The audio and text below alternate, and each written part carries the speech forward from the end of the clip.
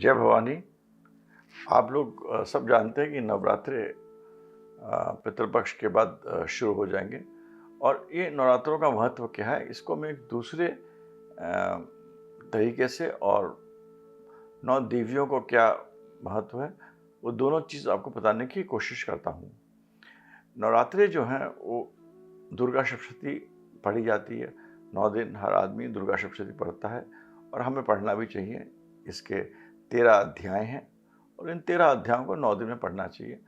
मगर इस 13 अध्याय के पीछे क्या है, उसको मैं संक्षिप्त में बनाने की कोशिश करता हूँ, जो मेरे को समझ में आता है और जो मेरा अपना अध्ययन है इसके बारे में।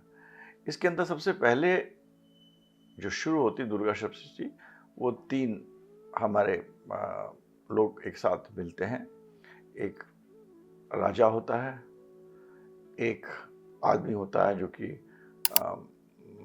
बिजनेसमैन होता है, जो कि मिडलमैन होता है, जिसका नाम समाधि होता है। राजा का नाम राजा सांध्य होता है। तो ये दोनों मिलते हैं और दोनों एक दूसरे से बात करते हैं। तो दोनों को ये दुख था कि दोनों को, एक को अपने राजपाट से हटा दिया गया था, राजा को राजपाट से हटा दिया गया था, उसके बाद राज्य नहीं था, कुछ भी नहीं था, और दूसरों को अपने ही लोगों ने घर से निकाल दिया था। दोनों को प्रतिपेक्ष ये था कि दोनों के ही खुद के जो प्यार करने वाले और उनसे जो बहुत ही मतलब जिनके लिए उन्होंने सब कुछ करा, वही सब ने उनको, दोनों को, एक को राजपाट से और एक को अपने बिजनेस से हटा दिया था। तो जब दोनों मिले तो उन्होंने यही कहा कि हमको हमारे लोगों ने दुख दिया, तभी भी हम दोनों को उनकी याद आ रही है कि उन्होंने हमको ऐसा दुख क्यों दिया, ऐसा क्यों करा, और उन्हीं के बारे में हम सोच रहे हैं, ऐसा क्यों। तब वहाँ पर एक ऋषि आते हैं। ये जो पूरी दुर्गा सप्तशती है, यहाँ पर मार्कंडे जी ने लिखी है, ऋषि मार्कंडे ने सुनाई है। तो वो जो साधु आते हैं वो पूछते हैं आपकी क्या मतलब, क्या आप लोग क्यों क्या पीड़ा क्या है, दर्द क्या है। तो दोनों ने अपना अपना सुनाया। तो उस साधु ने फिर उनको दुर्गा सप्तशती की, ऋषि ने, साधु भी नहीं कहेंगे, ऋषि कहेंगे, वो ऋषि ने उनको, ऋषि मांडू जिनका नाम था, ऋषि मांडू ने उनको दुर्गा सप्तशती और समझाई और सुनाई। तो जो दुर्गा सप्तशती क्या बताने की कोशिश करती है, वो मैं आपको बताने की यहाँ चेष्टा करूँगा। दुर्गा सप्तशती शुरू होती है, सबसे पहले इसमें यही दिखाया गया है, पहले जो इसके पहला जो 2 चैप्टर्स हैं या 2 अध्याय जैसे हम कहते हैं, पहले 2 अध्यायों में यही दिखाने का है कि विष्णु जी हैं वो निंद्रा में हैं, घोर निंद्रा में सो रहे हैं, और उनके कान के मैलों से 2 राक्षस उत्पन्न होते हैं, मधु और केटव। वो राक्षस अति बलवान होते हैं, बहुत बलवान होते हैं, और वो राक्षस उनसे लड़ने के लिए, मतलब ब्रह्मा जी से, जिनको कि जो कि विष्णु जी के नाभि से उत्पन्न हुए थे, और ब्रह्मा जी सृष्टि का जब भी बनाने की कोशिश करते थे, ये राक्षस उनको बना ही ना दे, विधि करें, कुछ ना कुछ करें। और विष्णु जी घोर निंद्रा में सो रहे थे, उठ ही नहीं रहे थे। तब उस समय ब्रह्मा जी ने महामाया देवी की आराधना करी। तो ये देवी महामाया जब उठी तो उन्होंने सबसे पहले विष्णु जी की निंदा को खत्म, आंखें खोली उनकी, ऐसे पढ़िए, बहुत ही सुंदर तरीके से होता है, उनकी आंखें खुली। जब वो आंखें खुली तो उन्होंने उनको मतलब दिखा, तभी भी कुछ नहीं हुआ। उन्होंने कुछ और अपने शक्ति से, देवी महामाया ने उनको जगाने की कोशिश करी। तब उनको देखा कि ये 2 राक्षस हैं। ब्रह्मा जी ने स्तुति करी, तो फिर विष्णु जी ने मधुकेटव से युद्ध करना शुरू करा। जब मधुकेटव से युद्ध करना शुरू करा तो मतलब वो उनको बहुत युद्ध चलता है, खत्म ही ना हो। फिर ब्रह्मा जी ने देवी से कहा कि अब देवी आप ही कुछ करिए, तो युद्ध खत्म ही नहीं हो रहा। तो देवी मधुकैटभ के अंदर अभिमान के रूप में, घमंड के रूप में उनके अंदर उत्पन्न हुई, और दोनों राक्षसों ने बहुत अभिमान और घमंड में पूछा, अरे तुम बहुत ही अच्छा लड़ते हो। विष्णु जी से कहा, हम प्रसन्न हुए हैं, बहुत, वरदान मांगो। विष्णु जी ने वरदान मांगा कि हमें आपका अंत चाहिए, तुम मधुकैटभ, हमें तुम्हारे प्राण चाहिए। अब दोनों समझ में नहीं क्या हुआ। उसके बाद मधुकैटभ को, दोनों को भगवान ने अपने जांघ में निकाला और सुदर्शन चक्र से काट दिया। ये भगवान का जो पहला अध्याय है, ये तामसिक रूप का अध्याय है। अब आप इसके अंदर देखिए क्या चीजें इसके अंदर बताई हैं। सबसे पहले ये है, जो सृष्टि है इसके अंदर जो आदमी सो रहा है, विष्णु जी तो भगवान थे, वो सो रहे थे, उनको जगाने की शक्ति कौन रखती है? देवी। दूसरी चीज, जब मधुकैटभ मार नहीं पा रहे थे तो उनके अंदर घमंड की ऊर्जा पैदा करने वाली जो शक्ति कौन है? वो है देवी जी। घमंड कर दिया कि भाई वरदान मांगो। उनका पतन का कारण क्या बना? उनका अहंकार, वो भी माया है, देवी जी है। इसके अंदर आप देखिए दो चीजें बताई गई हैं। उनका नाम जो है राक्षसों का है, एक का नाम है मधु और एक का नाम है कैटभ। मधु क्या होता है? जब आप अगर मधु में बैठे हैं, या मधु है जिसे हम लोग नेक्टर कहते हैं, बहुत ही मीठा होता है, उसके अंदर बहुत ही मतलब आराम, ऐश, बहुत ही मतलब ये चीजों का संदर्भ है, एक इन चीजों को दिखाता है, पॉइंट करता है इन चीजों की तरफ। तो जो लोग ऐसे दुनिया में वातावरण में जी रहे हैं जहाँ की खाली मतलब आपको कुछ है ही नहीं, तो वो तमस के अंदर एक तामसिक जिंदगी मतलब जी रहे हैं। यही इन राक्षस का मधु का नाम है। मधु वही है जो कि सर्व जितने गुण हैं, जितने भी सातों रस में नेगेटिव तरह से लिप्त हैं, वो मधु है। और कैटभ क्या है? कैटभ मतलब कीट। कीट क्या होते हैं? छोटे कीड़े मकोड़े। वो आपके दिमाग है। आपके दिमाग के अंदर हरदम ये, अगर ये कीड़े मकोड़े अगर आते रहेंगे, गलत नेगेटिव कीड़े मकोड़े आते रहेंगे, तो आप क्या बनते हैं? मधुकैटभ। अगर आप अपनी जिंदगी के अंदर ये सब जितने भी अच्छी जितने भी रस हैं, उनमें अति निर्लिप्त हो जाएंगे, उसके अंदर you are bound with all the seven rasas, and your mind is taking all the small negative things are coming in your mind, then you are Madhukैटभ. You would be killed by the power of Devi, and the power of Devi will manifest as Ghamand, Maya, Moh, and in that Ghamand, in that Ahankar, it will be your end. This are the two chapters जो कि आपके पहले दो अध्याय जो हैं वो तमस को दिखाया गया है, और देवी जी का ये स्वरूप है जहाँ देवी जी खुद भी प्रकट नहीं होती हैं, अगर ये देवी जी महामाया का स्वरूप है। अगले जो 3 चैप्टर्स हैं, 3 अध्याय जिन्हें हम कहते हैं, वो फिर एक उसके पीछे जो छोटी सी एक कहानी वो ये है कि जब राक्षस भी हमारे से मनुष्य होते थे, राक्षस है बहुत ही शक्तिवान हो जाते हैं, बहुत ही शक्ति जाती है, तो जो भी अच्छे लोग होते हैं, दैविक लोग होते हैं, इसको इसी सूक्ष्म तरीके से, सिंपल तरीके से समझिए। और ये मैं अपने जो प्रेजेंट करंट जनरेशन उसी के लिए वीडियो बनाता हूँ, वो जब परेशान होते हैं भगवान के पास जाते हैं, देवी के पास, और देवी से कहते हैं, देवी हम तो बहुत परेशान हैं, हमें इनसे आप कुछ करिए। तब देवी माँ ने एक रूप रखा और उस रूप में वो सिंह पे सवार हैं। और उनके जब कहते हैं, जब देवी जी ने जब ये रूप रखा था तो 8 प्रकार की देवियाँ, और ये 8 प्रकार की देवियाँ क्या होती हैं?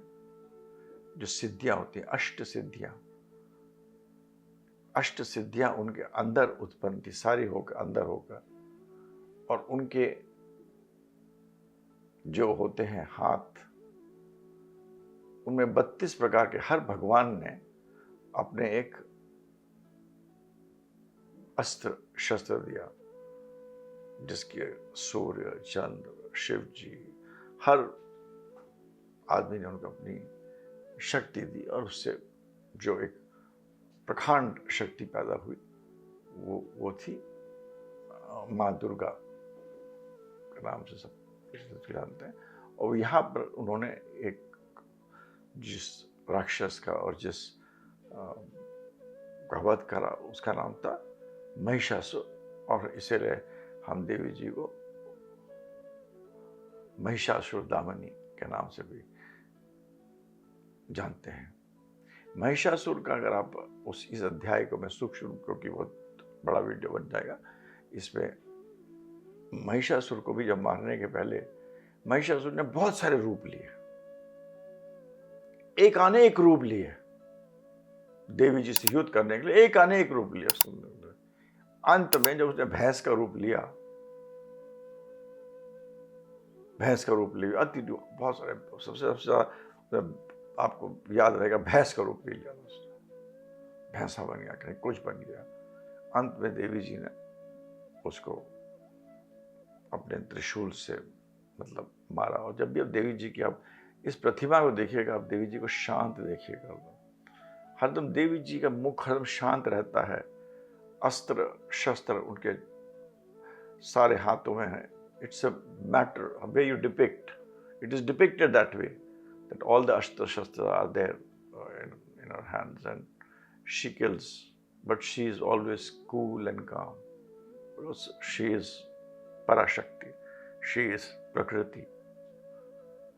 So एक बहुत ही काम तरीके से उन्होंने मांगा। मगर इसके अंदर इस अध्याय में आप देखिएगा, जो कि रजस को दिखाता है, और महिषासुर दामनी मतलब महिषासुर को दमन करने वाली देवी माँ दुर्गा, इसके अंदर जो महिषासुर था वो रूप अनेक लेता है। तो इसी तरह जो हमारा दिमाग भी जो है ना, वो अलग अलग तरीके से हम अपने आप को जस्टिफाई करते रहते हैं, एक अनेक रूप लेते रहते हैं। एक रूप बदलते हैं, दूसरे में बदलते हैं, अपने आप को तीसरे पर जस्टिफाई करते हैं। हम ये ठीक कर रहे हैं, नहीं ये ठीक नहीं कर रहे हैं, वो गलत कर रहे हैं, वो ऐसे कर रहे हैं। हम कभी एक जानवर बन जाते हैं, कभी दूसरे जानवर बन, जैसे जानवर बदलता था वैसे हमारा भी दिमाग है, एक अनेक रूप लेकर शक्तिशाली जब हो जाता है तब लेकर अपने आप को अपने आपके अंदर है आपके। और जब ऐसा हो आपके अंदर तो समझ लीजिए माँ दुर्गा उसका अंत करेंगी। और तीसरा जो है सबसे बड़ा अध्याय है वो सात्विक। आपको अपने ये हमारे अगर आप गीता पढ़ा हुआ, गीता में भी यही बोला हुआ है कि आपको हमारे 3 हमारे अंदर गुण हैं, सात्विक, राजस्विक और तामसिक। तो मैंने तामसिक गुण के बारे में बताया, राजस्विक गुण के बारे में बताया।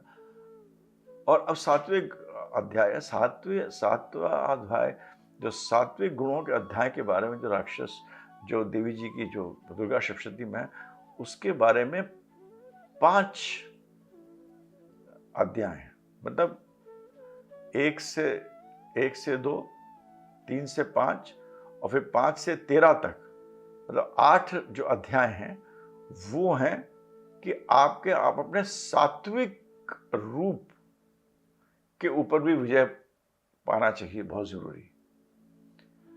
अब यहां पर एक चीज पहले बताने के पहले, कोई भी छोटी सी मैं कहानी एक बताऊंगा, पूरी बताता नहीं हूँ, पूरा दुर्गा सप्तशती तो बता नहीं सकता हूँ।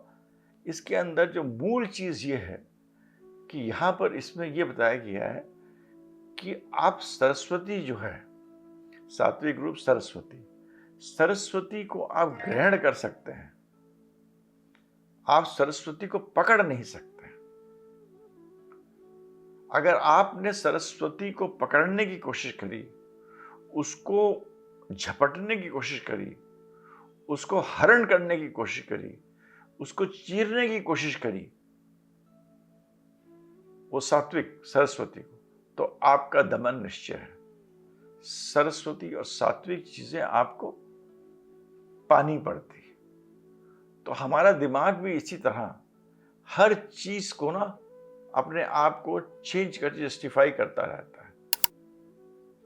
नहीं, सात्विकता में भी वो अपने चीजों को, अपने आप को, हर चीज को सात्विक को राजस्विक कर देगा। हमने ये ठीक करा, हमने वो ऐसे करा, हमने ये ऐसे करा, हमने वो वैसा करा, और इस तरह अपने आप को अहंकारी बना लेता है। उनका भी दमन जरूरी है। और यहाँ पर देवी जी जब देवता लोग तीसरा जब आखिरी में फिर से परेशान हुए, तो वो उनको पर्वत में एक शक्ति दिखाई दी जो बैठी हुई थी, उनकी पूजा करने लगे। तो वो शक्ति एक्चुअली पार्वती जी की शक्ति, पार्वती की स्वयं थी। तो जब उनके आराधना करने लगी और उनसे कहा कि भाई हमको त्राही त्राही मच रही है, त्राहीमाम हो रहा, आप आइए। तो पार्वती जी ने कहा ठीक है, मैं तो नहीं आ सकती। तो उन्होंने अपने कोश में से, अपने स्किन में से, अपने बॉडी में से एक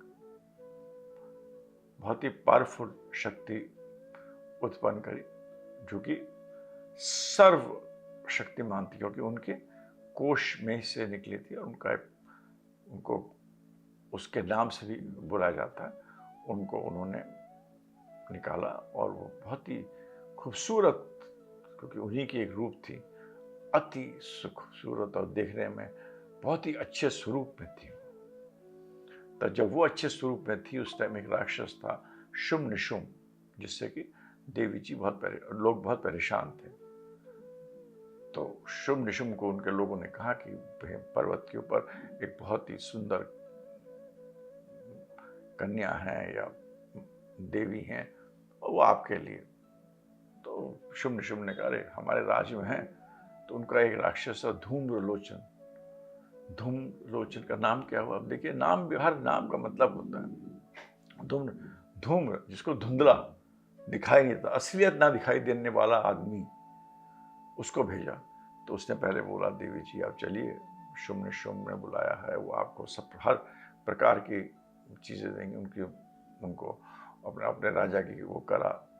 इसमें आप देखिएगा जितने भी राक्षसों के नाम हैं या जितने भी असुर के नाम है, राक्षस क्यों बोलो उनके रूप के पीछे जिस तरह नाम दिए हुए हैं, उनके पीछे भी एक मतलब है। इनफैक्ट हर नाम के पीछे एक मतलब है। तो जब शुम्भ निशुम्भ ने भेजा था, तो उन्होंने पहले धूम्रलोचन को भेजा। धूम्रलोचन का मतलब धूम्र जिसको दिखता ना हो, जिसको माया समझ। तो वो धूम्रलोचन ने जाकर माँ की प्रार्थना करी कि आप चलिए, मेरा राजा है और आपको बहुत ही अच्छी तरह रखेगा, बहुत सब होगा। उसने कहा अरे नहीं, अगर तुम्हें मेरे को ले जाओ तो मेरे से पहले युद्ध करो। और जो देवी इतने सारे 16 षोडशी से देवियों की शक्ति हैं, और इतने सारे मतलब इतने सारे उनके पूरे ब्रह्मांड में बहुत तरह तरह की शक्तियाँ जैसे जो विलुप्त है, उन्होंने उससे कह रहे हैं कि तुम मेरे से आप, उसने कहा कि मेरे से युद्ध करो। तो धूम्रलोचन अपने साथ पीछे बहुत बड़ी सेना लेके आए थे, और उन्होंने एक वर्ड बोला हुम। यही शब्द से, ये होती शब्द की शक्ति, इस शब्द से उनकी पूरी सेना थी वो विलुप्त हो गई, खत्म हो गई। फिर उसके बाद शुम्भ निशुम्भ खुद ही लड़ने आए। शुम्भ और निशुम्भ का मतलब होता है मैं और तू, मैं और मेरा। शुम्भ मैं, निशुम्भ मेरा, मैं मेरा। ये आदमी की प्रवृत्ति है। मी mine, I me and mine. मैं ही सब कुछ हूं। और जब उन्होंने, और ये जब आई एंड मी वाला, आई मी माइन एंड यू होता है, कि वो आदमी सोचता कि मैं ही सब कुछ हूं। हर बाकी राक्षसों में ना खाली शक्ति थी, मगर शुंभ निशुंभ में क्या था कि वो जितने भी लोग जिनके पास सरस्वती थी, जिनके पास नॉलेज थी, उसको भी छीनना चाहते थे। ये होता है जो आदमी के अंदर शुंभ निशुंभ जैसी चीजें आ जाती हैं, मी एंड माइन, खाली मैं और तू, और कोई है ही नहीं। तो देवी जी से शुंभ निशुंभ का युद्ध हुआ और शुंभ निशुंभ का उन्होंने वध करा। तो ये तीसरा अध्याय था जिसमें कि उन्होंने ये बताया कि हम अपने सात्विक शक्तियों भी हमें भ्रमित कर देती हैं और हमारा विनाश करती हैं। वो देवी जी जब विनाश करती है, इसके बीच में एक और मैं बताना चाहूँगा, छोटा सा एक विलाप है, और वो है आपके रक्त बीज का। शुंभ निशुंभ लड़ने के पहले एक और राक्षस था, रक्त बीज, जो कि शुंभ निशुंभ ने भेजा था। और वो ऐसा राक्षस था कि एक खून उसका एक कतरा गिरता था तो बहुत सारे राक्षस उत्पन्न हो जाते थे। तो उसका मारना ही संभव था। तब देवी जी ने प्रार्थना करी और उनकी जो काली माँ का रूप था, जब काली माँ का अगर आप ध्यान करिए तो उनके कोई वस्त्र नहीं होता है, मुंड माला पहनी रहती है। वस्त्र ना होना, काला ना होना, दो चीजों का प्रतीक होता है। काला होना, काले चीज के अंदर हर चीज अंदर जाती है, हर चीज समा सकती है, हर चीज निकल सकती है। और बिना वस्त्र के होना कि वो किसी चीज से बंधी नहीं हुई है, कोई भी चीज उनके लिए बंधी नहीं हुई है। She is the primordial force, the ultimate force, ultimate शक्ति। तो उन्होंने चामुंडा देवी ने अपने खड़क से उनको मारकर और सबका खून पीकर, और खून पीने का मतलब ये होता है हर चीज उनके अंदर जाती है और हर चीज उन्हीं से उत्पन्न होती है। सबका उन्होंने खून पिया, शुंभ निशुंभ और रक्त बीज का श्रृंगार किया। इससे ये भी हमको दर्शाता है, रक्त बीज जो कि मैंने पहले ही बताया इसका होता है कि हमारे अंदर भी ऐसी दिमाग के अंदर एक दिमाग होता है, हमें एक चीज में सक्सेस मिलती है, हमारी 10 डिजायर्स और उत्पन्न हो जाती है। 10 डिजायर में 6 चीज में सक्सेस मिलती है तो 60 डिजायर्स और उत्पन्न हो जाती है।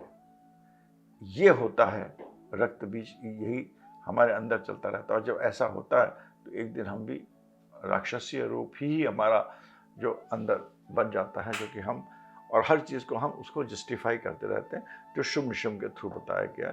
ये हमारी सात्विक मतलब जो हमारी जो धारणाएं होती है वो भी हमको भ्रमित कर देती है। और देवी जी उनकी भी मतलब ultimately she also takes care of that and finishes it once you are at a peak.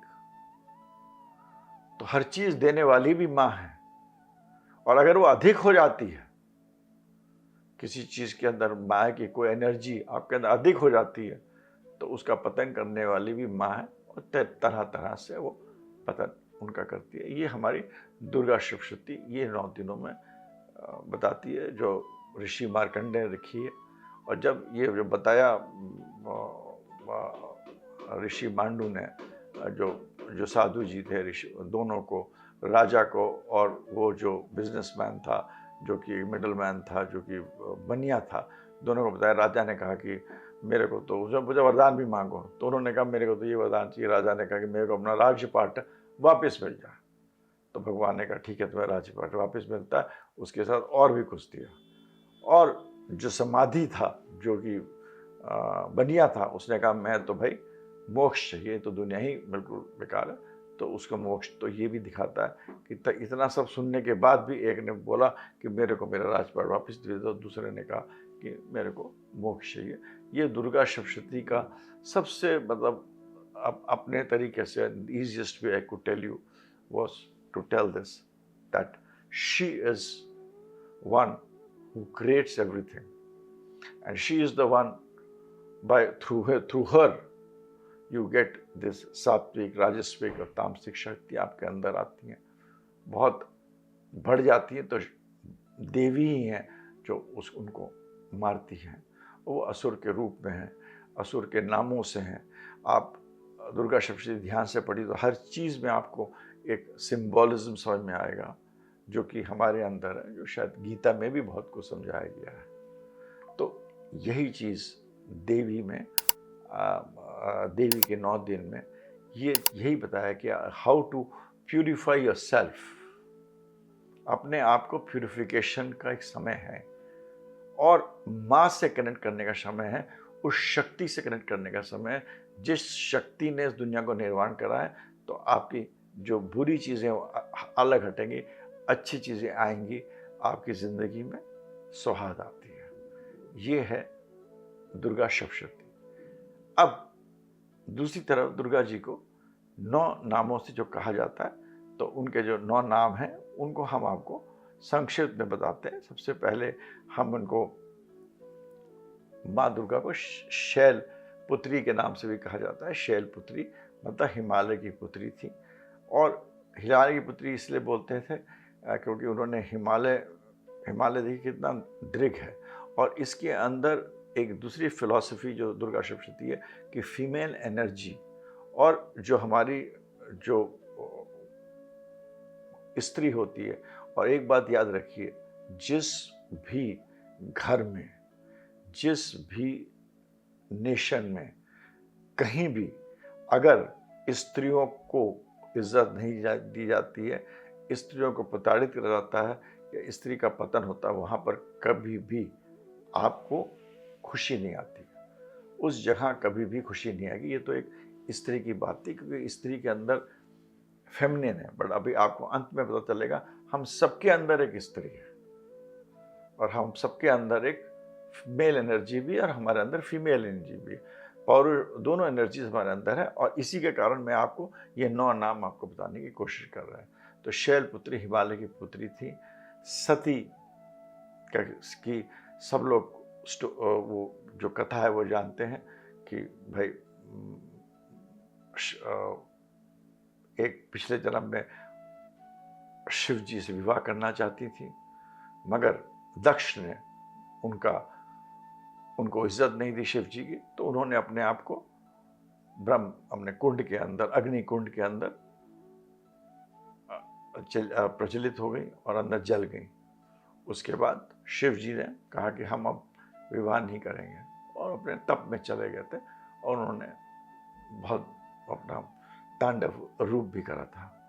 मगर देवी जी का था कि उनको शिव जी ही चाहिए थी। तो इस जन्म में वो हिमालय की पुत्री के हिसाब से शैल पुत्री के नाम से उनका जन्म हुआ। और ये तीसरा जो इसका ये है कि एक औरत एक शुरू होती है उसका, वो शैल पुत्री मतलब एक छोटा बच्चे के रूप में ही शुरू होती है। जिन लोगों के मतलब बच्चे नहीं हो रहे हैं, जिनके लोगों के बच्चों के स्वास्थ्य अच्छे नहीं हैं, जिनको कि खुद में प्रॉब्लम्स हैं, बीमारियां हैं, इश्यूज हैं, ये शैल पुत्री जी की पहले दिन वाली जो शैल पुत्री की पूजा करने से बहुत फायदा होता है, ये कहा जाता है। दूसरी जो देवी है वो ब्रह्मचर्नी है। जब शैलपुत्री थोड़ी बड़ी हुई तो उन्होंने एक आचरण से बड़ी हुई, एक तरीके से अपने बड़ी हुई, और वो चाहती थी कि वो शिव जी से विवाह करे। तो उन्होंने, ब्रह्मा जी ने उनसे कहा कि तुम तप करो। तो उन्होंने बहुत भीषण तप करा, और क्योंकि भीषण तप करा तो ब्रह्मचर्नी के रूप से वो जानी जाती हैं। और ब्रह्मचर्नी के रूप में ये भी है दूसरी तरफ कि ब्रह्मचर्नी इसलिए भी कहते हैं क्योंकि ये दूसरा अध्याय एक औरत के, एक स्त्री के रूप में होता है कि जब वो अपना जो second part of her life she lives in a organized way, in a way जो हमें जीना चाहिए, एक तरीका होता है जीने का, युद्ध जिस तरह होता है उस तरह जीते हैं। मगर यहाँ पर ये भी है कि उन्होंने बहुत तप करा। जब उन्होंने बहुत, ब्रह्मचर्नी जी ने तप करा, मतलब ब्रह्मचर्नी की शक्ति आई, उनको वरदान मिला कि ठीक है भाई तुम्हें शिव जी की प्राप्ति होगी। शिव जी खुश, मतलब he was gave her that thing, okay I will marry you. तीसरी जो रूप होती है वो होती है चंद्रघंटा। और चंद्रघंटा रूप को भीषण रूप में दिखाते हैं हम लोग। It is all symbolic. ये हमको हर चीज़ समझने के लिए कुछ चीज़ देखना भी पड़ती है। तो उसमें देवी जी जो है वो एक बहुत बड़े शेर में बैठी हुई हैं और चारों तरफ अस्त्र हैं। वो इसलिए थे क्योंकि जब वो विवाह करने जा रही थी तो शिव जी आ रहे थे, तो वो मुंडमाला, भूत प्रेत, गण, बहुत सारे लोगों के साथ और बाल खुले हुए लोग आ रहे थे। तो फिर उन्होंने सोचा कि लोग कहेंगे अरे ये तो इस रूप में आ रहे हैं, तो हम फिर अपने इस पुत्री को इससे कैसे शादी कर देंगे, हमारी पुत्री तो इतनी खूबसूरत है।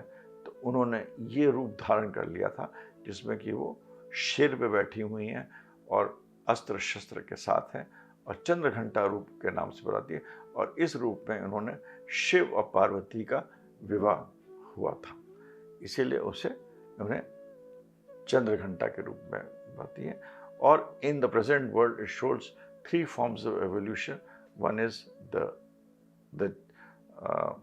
birth of a girl, फिर एक तरीके से अपनी ज़िंदगी को रहना, और तीसरा शादी, और शादी विथ स्ट्रेंथ।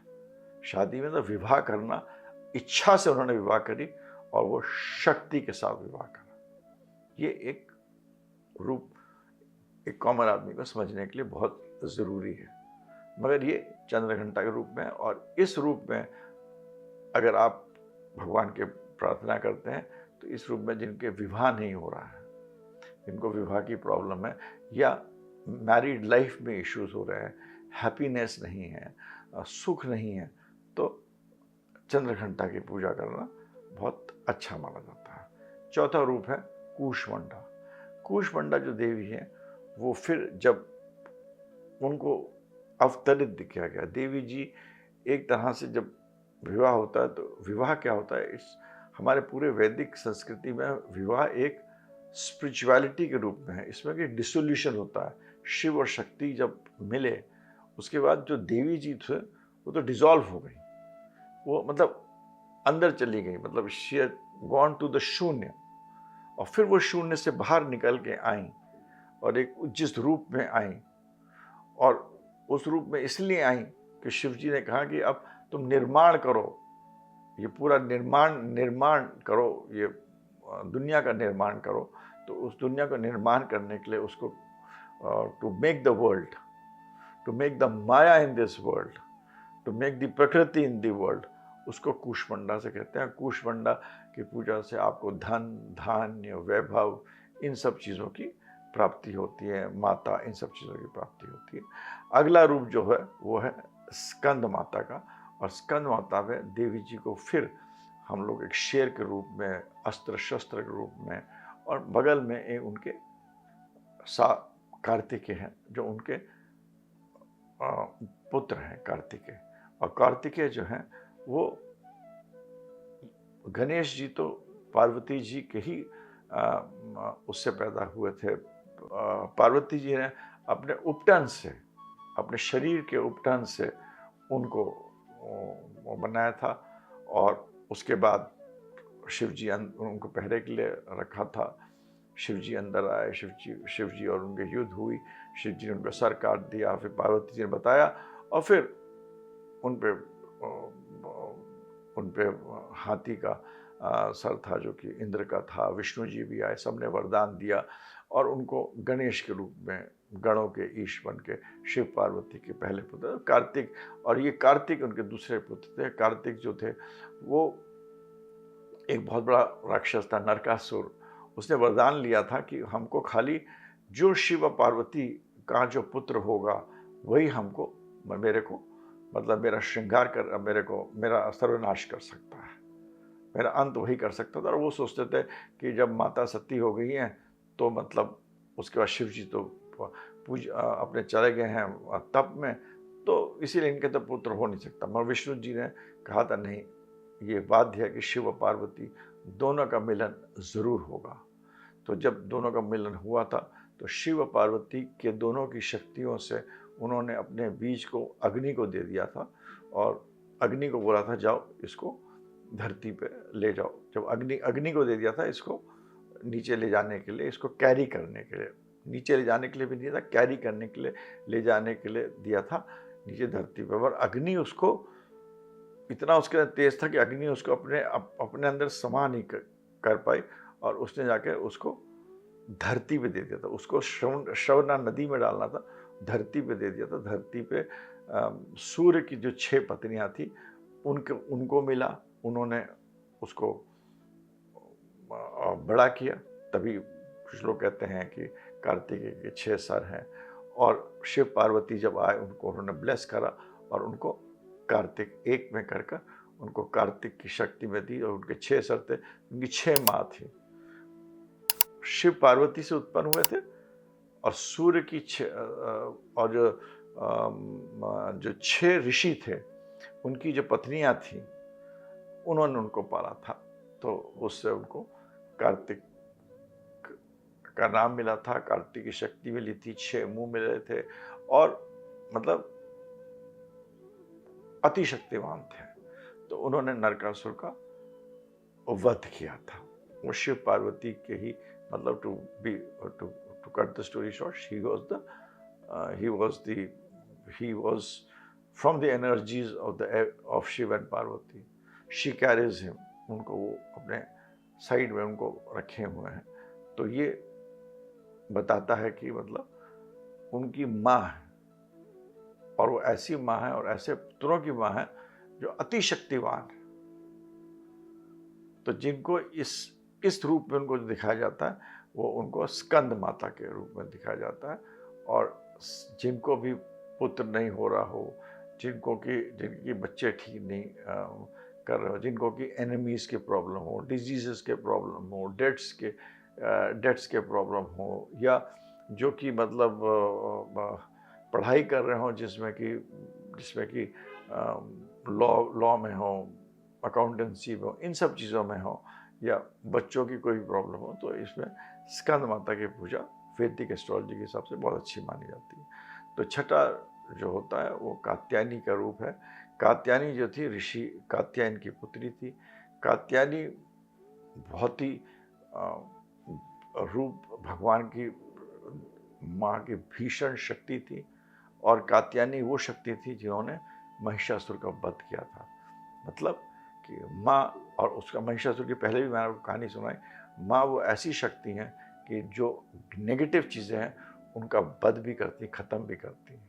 माँ अभी तक आपने देखा कि माँ किस तरह माँ पैदा हुई, किस तरह उन्होंने ब्रह्मचर्य का पालन करा, शादी करी उन्होंने, उनके साथ उनका एक उत्पत्ति of a very strong child जिसने कि नेगेटिविटी को करा।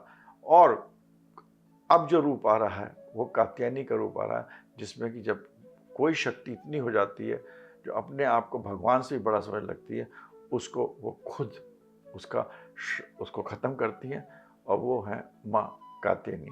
क्योंकि एक बात याद रखिए, हर चीज़ में हर आदमी, जितने भी असुर हैं या जो भी हैं, इनमें शक्तियाँ बहुत होती हैं, मगर इनमें 2 चीज़ होती हैं। एक तो इनको शक्ति चाहिए होती है, और एक चाहिए होती है कि वो अजर अमर रहें, इनको कोई मार ना सके। जो मार ना सके वाली चीज़ जो होती है ना, वो पॉसिबल नहीं है। जो आया है वो जाएगा।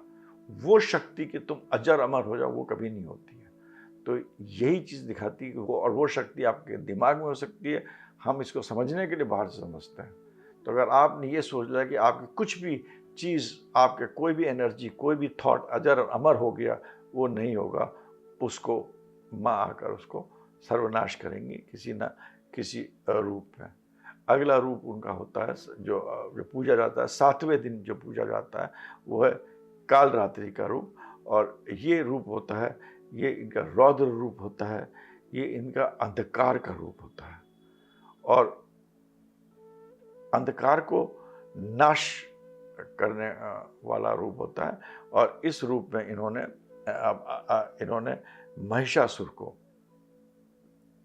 महिषासुर का पतन किया था, जो कि मैंने आपको पहले बताया था। यहाँ पर अगेन आपको मतलब महिषासुर एक वो ऐसा जानवर था जो कि ऐसा मतलब जानवर कहिए या आप उसको ऐसा राक्षस कहिए, या ऐसा असुर कहिए, या ऐसा एनर्जी कहिए, जो कि मतलब अपना रूप बदल बदल के माँ के पास आता था। कहीं भैंसा, कभी कुछ कभी कुछ, और फिर माँ ने अपनी शक्ति से उसको मारा था। और महिषासुर के साथ माँ ने मारा था, शुंभ और निशुंभ को भी मारा था, और जो मैंने आपको बताया, और रक्त बीज को भी मारा था।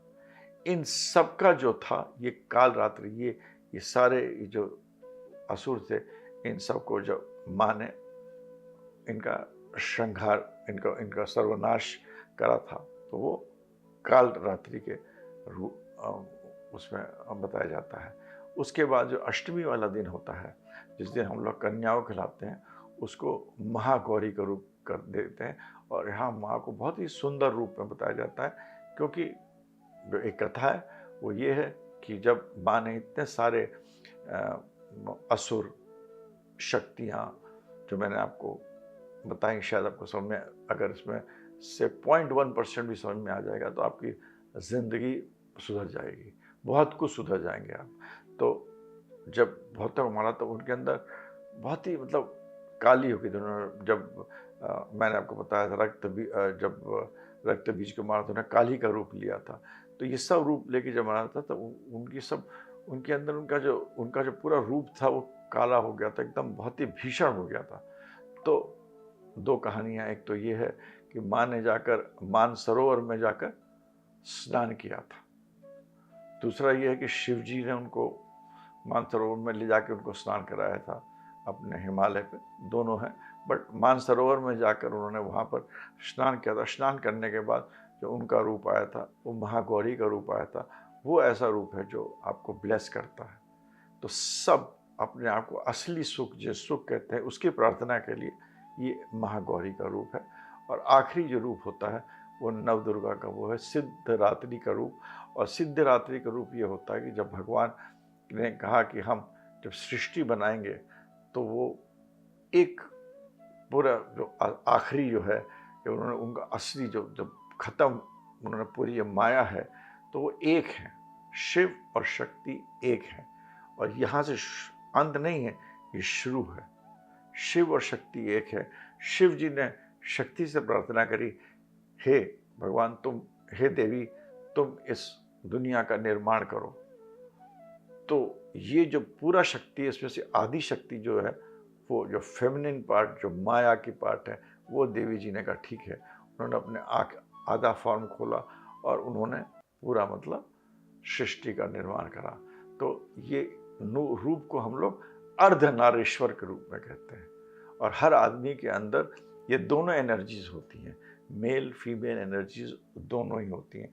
हमारे अंदर भी, ये सबके अंदर भी दोनों रूप होती है। पूरी सृष्टि के अंदर भी ये दोनों रूप हैं, शिव और शक्ति।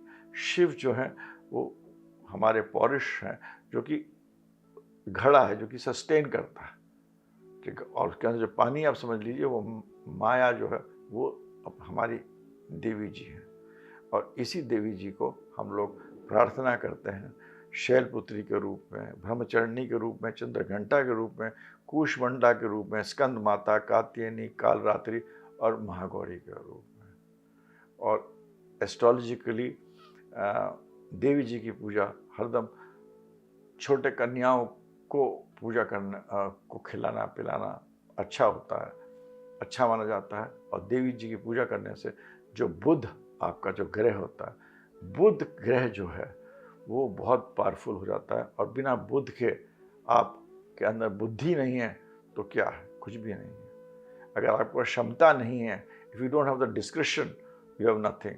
तो ये जो रूप है, ये देवी जी की पूजा करने से आपको जो बुध प्लैनेट है ये बहुत स्ट्रांग हो जाता है। तो बुध प्लैनेट को स्ट्रांग करने के लिए आप देवी जी की पूजा करिए। इसके पहले पितृपक्ष होते हैं, उसमें बृहस्पति स्ट्रांग होता है, उन दिनों में बृहस्पति स्ट्रांग रहता है। और गणेश चतुर्थी से नवरात्रि तक 36 दिन का टाइम होता है। और 36 साल जो होते हैं, 36 दिन जो होते हैं, 36 जो नंबर होता है वो शनि का नंबर होता है, सैटर्न का नंबर होता है। गणेश चतुर्थी जहाँ पर गणेश जी, जिन्हें हम लोग गौर भैरव भी बोलते हैं। और अंत जो होता है नवरात्रि के, ये 36 दिन का समय होता है, और ये जो 36 तो दिन होता है वो शनि का होता है, आखिरी 9 दिन ये बुध के होते हैं। तो आपको बुध अपना ठीक करना है तो ये नवरात्रि में देवी जी की पूजा किसी भी रूप में करिए। एक ही दुर्गा सप्तशती का एक ही अध्याय रोज पढ़िए, और अंत में उनके बारे में सोचिए, गुड एंड ईवल के बारे में सोचिए, मेल फीमेल एनर्जीज आपके अंदर आप सोचिए। और हर दिन में एक शक्ति है जो मैंने आपको अलग अलग बताई है, जिससे आपको धान, बच्चा नहीं हो रहा है, कष्ट है, इन सब का निवारण ज़रूर होगा। इसके साथ मैं इसको अंत करता हूँ। जय भवानी, जय माँ।